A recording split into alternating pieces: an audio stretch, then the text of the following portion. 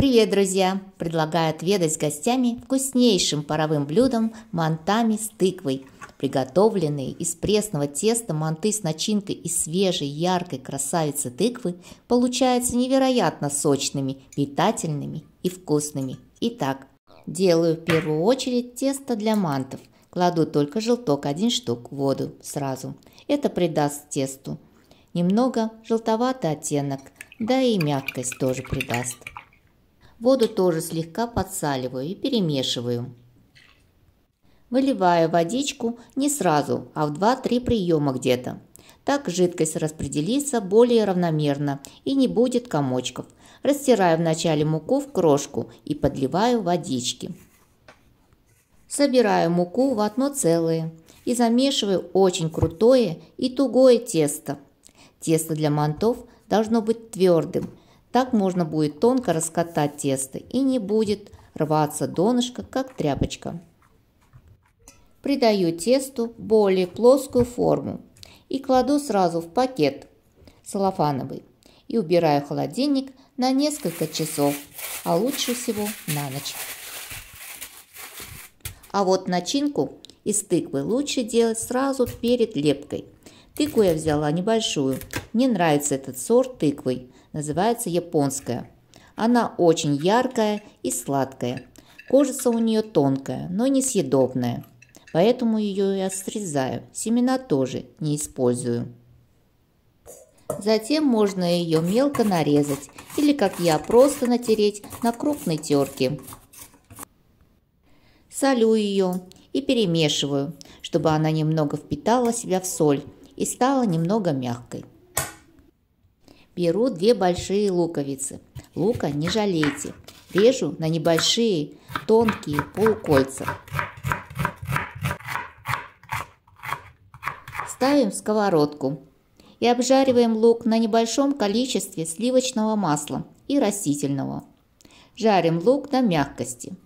Предварительная обжарка придаст начинке более приятный сладковатый вкус лука. Быстренько мешаем лук, чтобы не обгорел.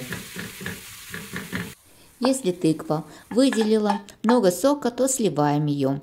Слишком много жидкости в начинке ни к чему.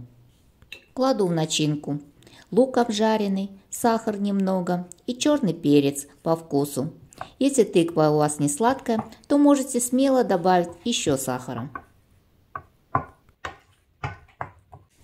Тесто делю на 2 равные части.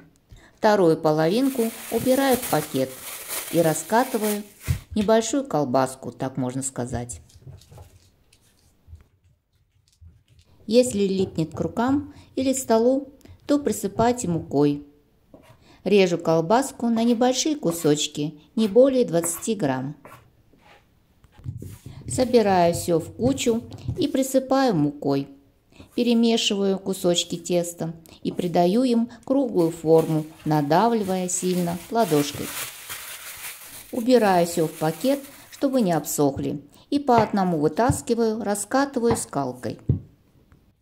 Стараюсь раскатать тесто очень тонко, присыпая при этом мукой. Делаю края лепешки очень тонкими, при этом середину оставляю чуть потолще. Для раскатки теста мантов использую специальную скалку для этого. Она зауженная на концах. Ну да, пришлось приложить немного усилий и времени тоже, чтобы раскатать тонко как можно тесто. Но зато потом будет очень приятно кушать. Лепить я не буду, как обычно лепят манты. Просто кладу начинку посередине и собираю концы теста в цветочек. Начинку полностью я не закрываю. Оставляю ее немножко открытой.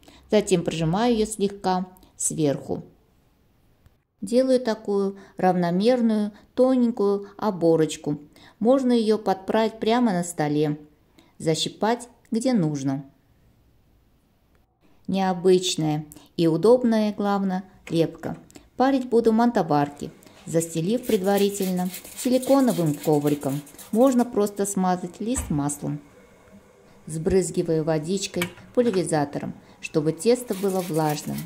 и парю 25 минут на сильном огне. Еще горячими смазываю растопленным сливочным маслом. Это очень вкусно, и это еще не даст мантам быстро обсохнуть. По желанию можно посыпать зеленью или зеленым луком. Манты с тыквой – это настоящее чудо лакомства. Они и холодными идут на ура. Тесто очень нежное, а начинка такая сочная.